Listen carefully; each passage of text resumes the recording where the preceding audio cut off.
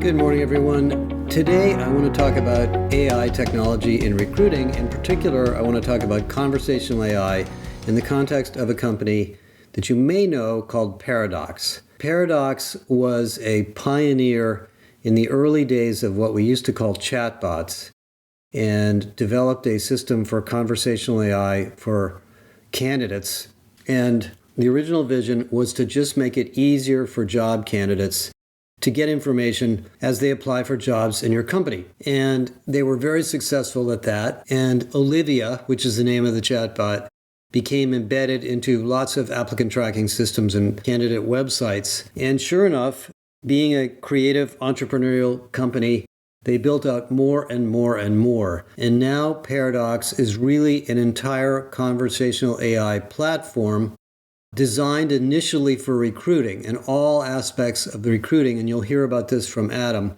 There's a podcast I'm going to start from Adam Godson, the CEO. And the reason I think it's interesting is not only do they have an amazing product and they're growing like crazy, but they're essentially proving the point that an AI-centric system will grow to replace a transactional system. The applicant tracking market is very old. It was around in the 1980s. The first one that I ran into was Taleo, and I'm sure there were ones before that. And the purpose of the ATS was to track applicants. It wasn't to engage candidates or to find candidates or to assess candidates or any of that stuff. It was basically an ERP tracking system. And then companies started to add all sorts of things on top of it. The presumption being, just like in HCM, that we'll take the transactional core system and we'll add advanced features on top of it to make it more and more useful for candidates, for recruiters, for hiring managers, for internal candidates, and so forth. I think AI sort of proves that that business model is now about to be reversed. In other words, if you start with the candidate in this particular case, or start with the needs of the recruiter, and build a system that automates all of these messy, unproductive, transactional things you have to do, scheduling an interview, doing an assessment, answering a bunch of questions about what to wear to an interview and when to show up and how to get in the front door. You can then build the transactional stuff later and end up with a system that is radically better and radically different from the transactional system that had AI bolted on top. And that is basically what Paradox has done. I don't want to get into the comparison of Paradox versus all the other ATSs, but when you talk to the Paradox clients, which I have, they are doing things with Paradox that they never could have done with their traditional ATS platforms. So let me leave it at there and let you listen to Adam a little bit, and I'll wrap it up at the end. Thank you. All right, everybody. I've got an interesting conversation we're going to have with Adam Godson, the CEO of Paradox. Adam, why don't you introduce yourself and tell us a little bit about what your role is at Paradox first, and we'll talk more about the company. Sounds great, Josh. Great to be with you and excited for a great discussion today. Somewhat newly the CEO of Paradox. I've been in the recruiting industry a long time, so 20 years building recruiting processes, sat in the seat as a recruiter, and had the experiences from that, built systems, have used just about every piece of recruiting technology you can imagine. And the last 4+ years, I've been running product and engineering at Paradox, and then I've been the CEO here for about 3 weeks. Well, congratulations on being the CEO. We can talk more about what that's like. Sure, but first, let's talk about Paradox. I think a lot of people think or don't even know maybe what Paradox does, and they think it's a chatbot and sort of a little tool, but it's much, much more than that. Can you tell everybody a little bit about the history of the company and where you guys are? Yeah, absolutely. So conversational AI for recruiting is the right angle there. And you're right that there are many conversations that happen in recruiting, and some of those are, from where we started, was sort of simple questions and answers on a website. All those questions that went unanswered about what do I wear to an interview and what's it like to work there. We started to answer those with conversational AI starting in 2016, and from there realized that conversational AI is actually a transformational technology, and that could help automate so many of the things that are small conversations that happen in recruiting processes. Hey, can you move your 2:00 so I can do the interview at 2? Hey, do you happen to have this kind of certification or license? all the things that just take time and energy from teams and being able to automate that. And so today we serve clients in a variety of ways, all the way from having our own conversational based applicant tracking system that's used lots for volume recruitment at restaurants and retailers, all the way to being on top of major systems around the world, Workday, SAP, and Oracle, and helping clients in hundreds of countries schedule their interviews, screen candidates, and get what we call the boring stuff done so that people can focus on conversations with people and not software. And that's actually the paradox for which we're named. Well, let me go back. Let's talk a little bit about the technology, and then I want to talk about all the different applications and use cases. So when you guys started, I know you weren't there at the very beginning, but you've watched the technology for a long time. I guess it was kind of called AI, but it was kind of not the AI we know of today, right? So what is this? Yeah, that's right. It's interesting. So in the early, from 2016, there was sort of this early era of chatbots that used natural language processing, which when you look at it is a subset of AI. But today you wouldn't really recognize that in many ways as is intelligent. It's sort of trained models that mimicked human conversation, but a lot of the time we all use them in customer service or other applications. You'd get a does not compute, right? I can't answer that, etc. And we have some of our clients that still use those models as well, thinking about the way the world has changed in the last several years with technology, and particularly large language models has really begun to change how conversational AI is done. One of the core principles for us, though, is self-determination from companies. Some companies are very comfortable throwing the anchor forward and say, let's use large language models and let's use generative AI to make all sorts of interesting advances. Many other companies have lots of lawyers and lots of IT security and privacy folks that are going to want to run things through the ringer. And we welcome all types in that realm. But thinking about companies are going to be at different stages there. Some companies are going to focus on really deterministic models of we want it to always say this when answered to this question. Others are going to use different methods to be able to generate answers. If I understand the way this worked, Josh explained it to me, I believe the original model was more deterministic. It was a whole bunch of tables. If they ask this, answer this, sort of like that, I guess, more sophisticated. The newer one is actually generating answers from content. Is that correct? Yeah, we use a technique called retrieval augmented generation to be able to give a framework to that. So it's really just giving structure to those responses to say, this is the answer. And if we have the answer, we will give that answer. And then lots of flourishes around that as well. So thinking about what's the context of this conversation? Is there a point to insert empathy? Can I use an emoji? And emojis are actually really hard because if you get them wrong, you get them really wrong. And so the quality has to be really, really high there. But it's an important thing for us to do as well, because those add the feel to the conversation. And we measure our conversation quality in lots of ways. One way we do that is when people say thank you. And you wouldn't say thank you if you knew it was not a conversation subconsciously. And the feeling we want to produce is someone is consciously knows they're having an automated conversation, but subconsciously feels like it's a real person. And that's how one of the ways we measure that. Well, after talking to many of your clients, I know it's a very, very sophisticated system. But again, one more thing on the technology. Given the fact that LLMs are sort of a commodity already, very easy to get your hands on one, and you can ask it questions and it sort of answers, reasonably well. What makes Paradox different from me taking all my recruiting docs, sticking them into ChatGPT and asking it a bunch of questions? Yeah, it's a great. And now there's a lot of I really want you to just explain it to people so they understand the sophistication of what you guys have built. Yeah, absolutely. So I think the first thing is going to be about context and about the specialization and the pre-training of our models. So we use open source large language models, and we have significant effort into pre-training them. We've been pre-training those with our tens of millions of conversations we've had over the last 7 years, all in the context of recruiting, to be able to use that data to form, the pre-trained model that is specific to this context. If someone asks, what are the benefits?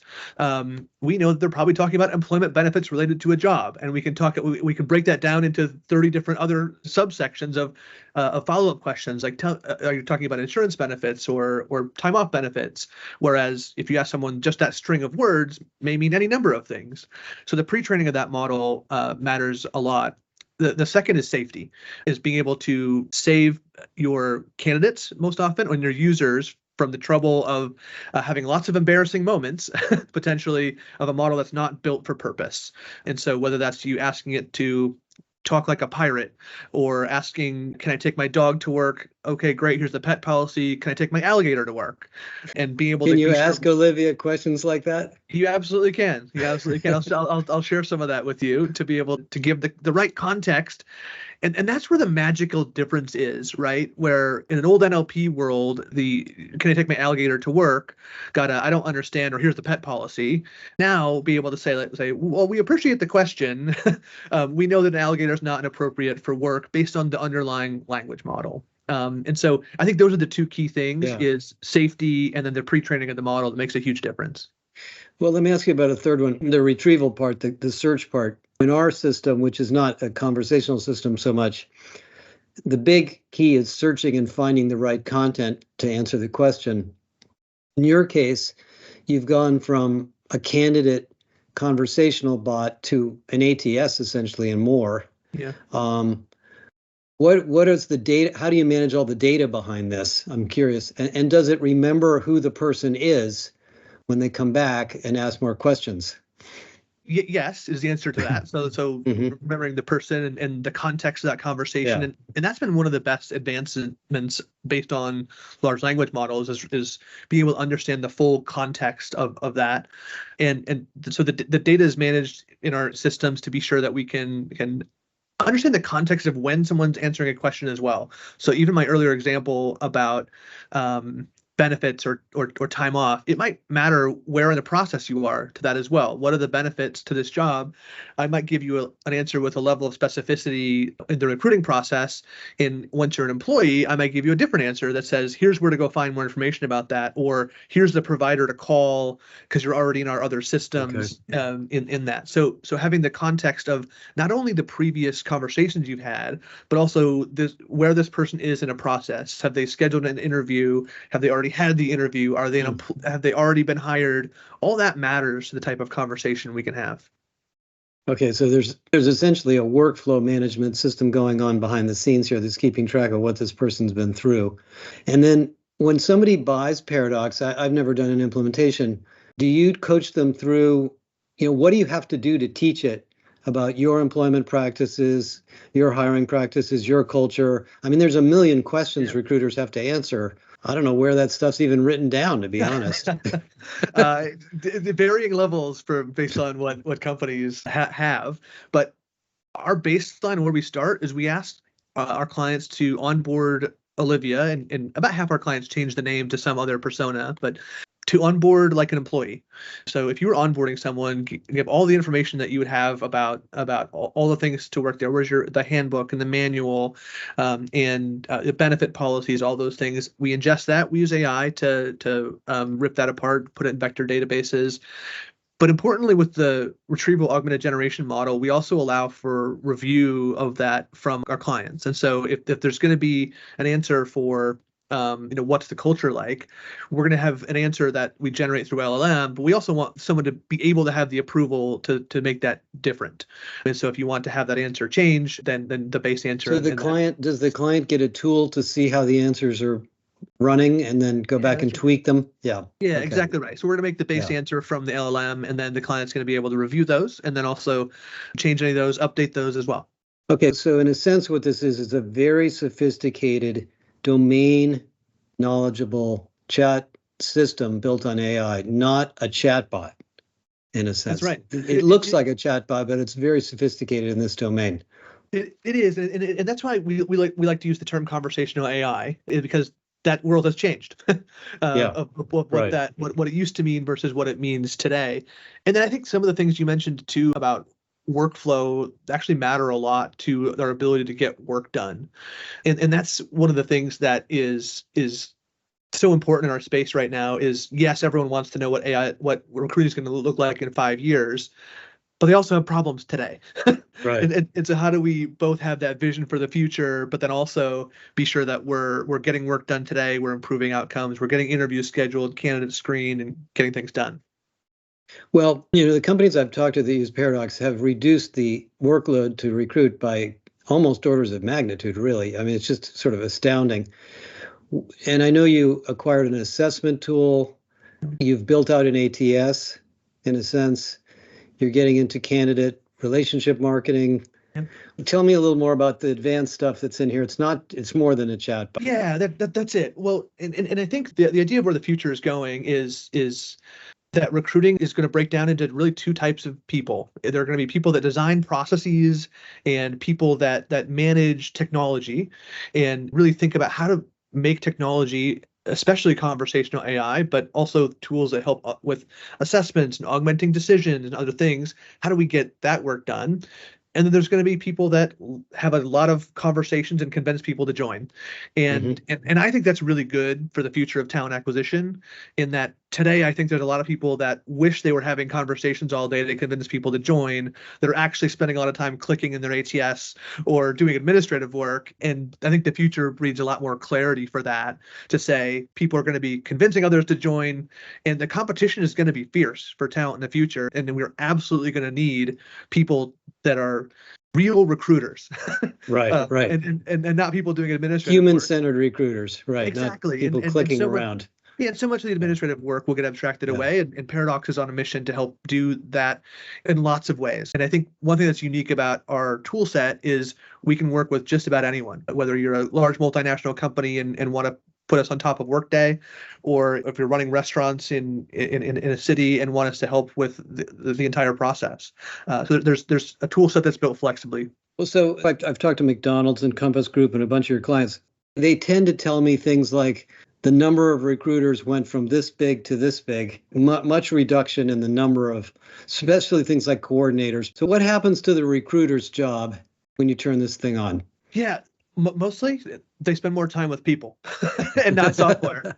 And that's it. And I think the administrative folks that are oftentimes running inefficient processes, sometimes those are outsourced processes to low-cost countries, sort of following that continuum of centralize, outsource, automate. What we find is people spend more time with people, and the people that are recruiters that want to be doing that really enjoy the extra time they have spending talking to people rather than scheduling interviews, other things. And we're able to abstract away lots of the administrative work. The other thing is an increase in velocity. So you mentioned lots of the results that we tend to get is taking time to hire from 17 days to 3 days, or 60 days to 35 days. So cutting out waste and waiting in the process is something that we've done a lot of research with talent acquisition leaders, and they want to be more strategic, but they are not able to because they have so much of this administrative stuff to do.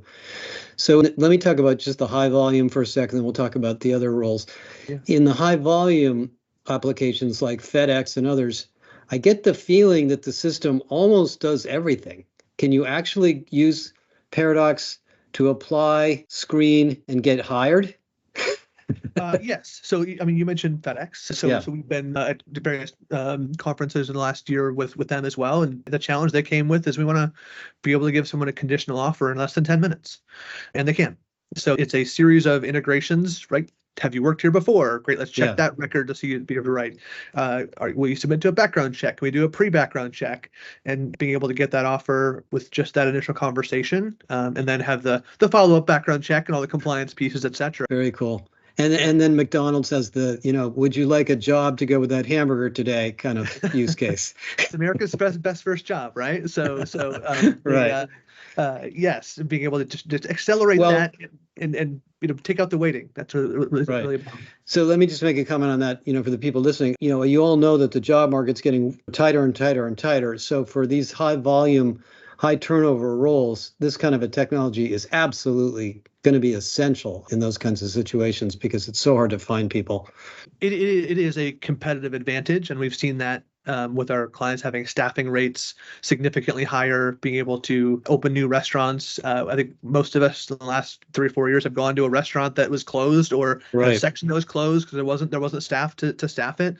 So it has become a business imperative. And some of the clients that we have that are the most aggressive and the most successful are where people are close to money, outsourced services and restaurants and places where you can't make money if you don't have people, and they tend to care a lot about making money and then therefore getting people and being able to automate and act with speed because it's strategic for them. So in the non-high volume recruiting, high value or whatever, everybody's valuable. And I know General Motors and some other companies, how well is it suited for those kinds of candidates, those kinds of positions? Yeah, it often depends on that experience design of what people want to automate in there. I think some areas that we found that are almost always automatable. One of those is interview scheduling. So we scheduled about 16 million interviews last year around the world in over 190 countries. And it's one of those things that I started doing automated interview scheduling 14 years ago, and people said, well, isn't that impersonal? And I think what we've learned about interview scheduling is people want it to be right and fast. Just find a slot and just stick it on there. Yeah, exactly. And so being able to use conversational AI as the right tool to do that, sending someone a text immediately, and the medium matters a lot. Even for us, we see email take 2 or 3 days, SMS or WhatsApp take less than 5 minutes to be able to schedule. So this can really save time in all areas of recruiting, not just high volume. Exactly. And then being able to answer questions. What do I wear to the interview? Where do I park?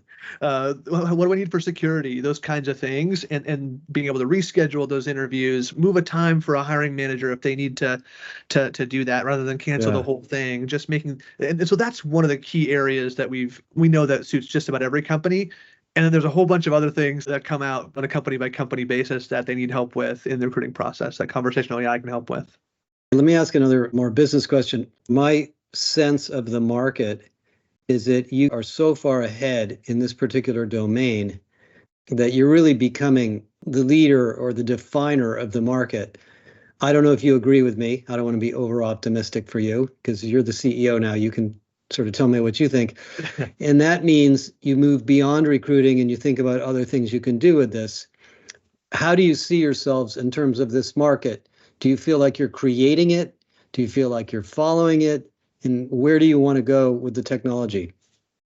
Yeah, it's a good question, and I think we've gotten to a place with our market share that our clients are leading the way for us there, and they're telling our story as well. They're saying we got great results with Paradox. We've been able to save millions of dollars in advertising, or hire 70% faster, and lots of different things, and so that's becoming the standard in many ways there.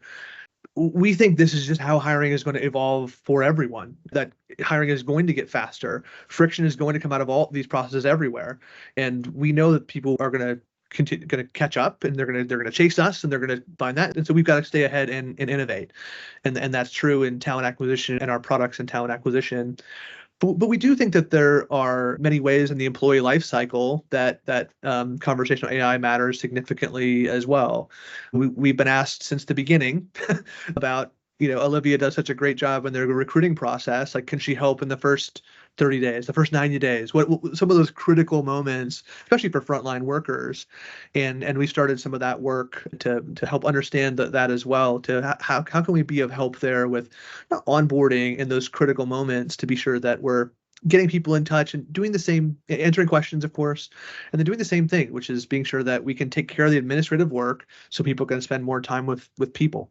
Well, in a sense, almost all these aspects of employee experience, what are my benefits? How do I find so-and-so? What is the policy on such and such?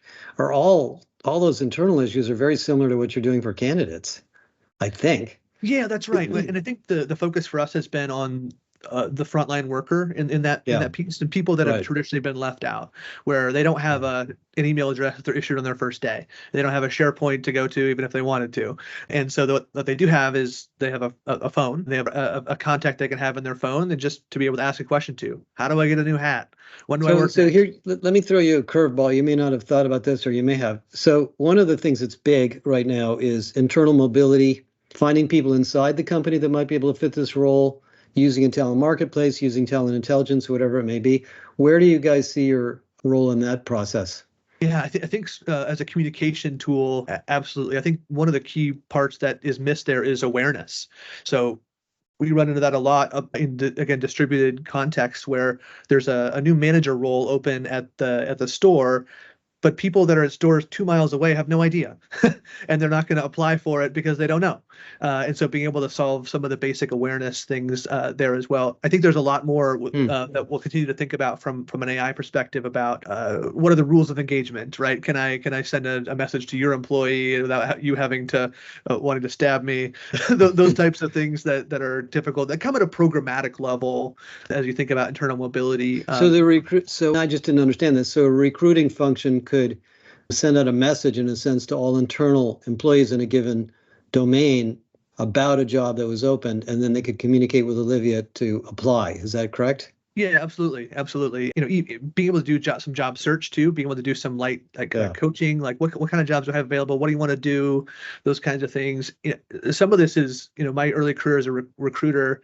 I literally used to in manufacturing. I used to go put a big sign by the highway, said now hiring. We put it out there. Open interviews, come on in, and people would come in. They would talk to 22-year-old me, and I would say, hey, I'm Adam. What do you want to do? And in many ways, that's manifested in Olivia today, where she shouldn't have to understand what our terms are. What are your skills, and what do you want to do? Let us figure out like whether you should be in procurement or sales or marketing in many ways, and what are the words we use to describe those positions, and then be able to make that match and that suggestion, and we'll go from there.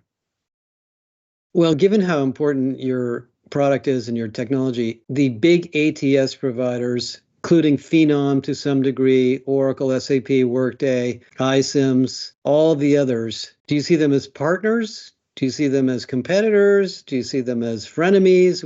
What's your relationship with all that incumbent stuff that everybody has? Yeah, I think that all of those things, to be honest, and important partners for many of them, of course. I think that our lens is actually on solving problems, and it's about the client. And one of another industry person I had a couple conversations with, they said, I don't want to integrate with that because they're a competitor.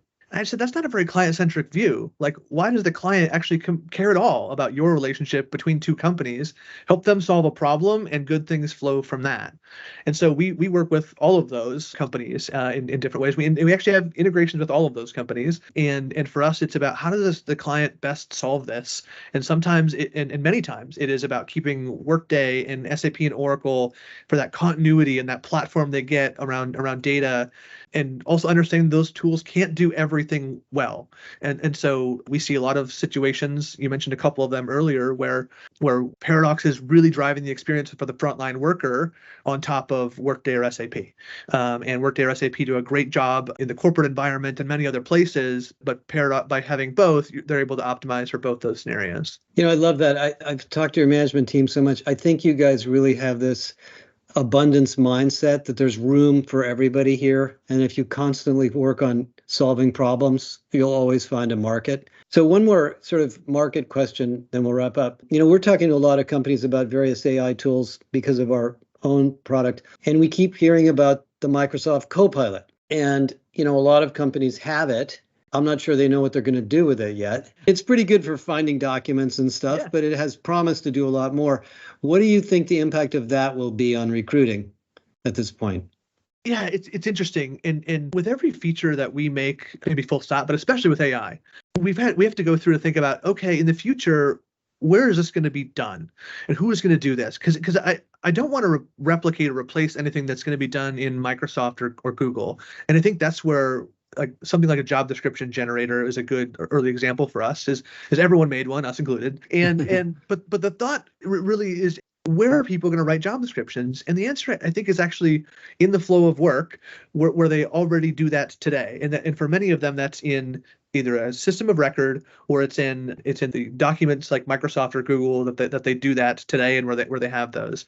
And so we have to think about what is the best tool to do that. So for us, thinking a lot about the assistance that people are going to have through work generally, and trying to do specialist things that they're not likely to do, things they don't have the data set to make them really intelligent and make them great at, and thinking about how to stay, for us, do things that we can be exceptional at, where we can help recruiters in the flow of work, not just because we can or it's easy. Like, there's absolutely going to be a place for ubiquitous co-pilots that are from many providers like Microsoft and Google.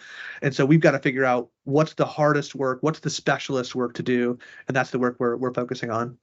That's been my conclusion too. You have a very, very deep, domain-specific, highly refined conversational AI system that may be connected to the Copilot at some point or connected to another system, but I don't know that they're going to compete. And the same thing we're finding with Galileo. Galileo is very good at what it does. It doesn't do everything. So that's kind of an interesting direction. What else do we need to know about this market that you really would like people to understand when they think about recruiting and conversational stuff and AI? Yeah, I think the connection between problems of today and visions of the future are making the job of a practitioner today really clouded. And everyone got unwanted second job last year, which was to be an AI expert, and everyone wants to know what they're doing with AI. And I think that the focus for us on productivity is number one. I think I've heard you say this, Josh, which is which is it's a search for productivity, not a search for AI. Everyone is thinking about that. So for us, it is that relentless drive for how do we use our conversational AI tool sets and our products to drive productivity and recruitment processes. And I think just that focus on design and the relentless focus on how do we get work done is the right lens. Bravo. Okay. Thank you very much, Adam. That is great. We'll look forward to hearing more from you in the future. And thanks for your time today. Yeah, thanks, Josh. Appreciate you having me on. Okay, obviously a very interesting conversation and lots of things to consider. Let me just give you a couple things as takeaways. Conversational AI is complicated.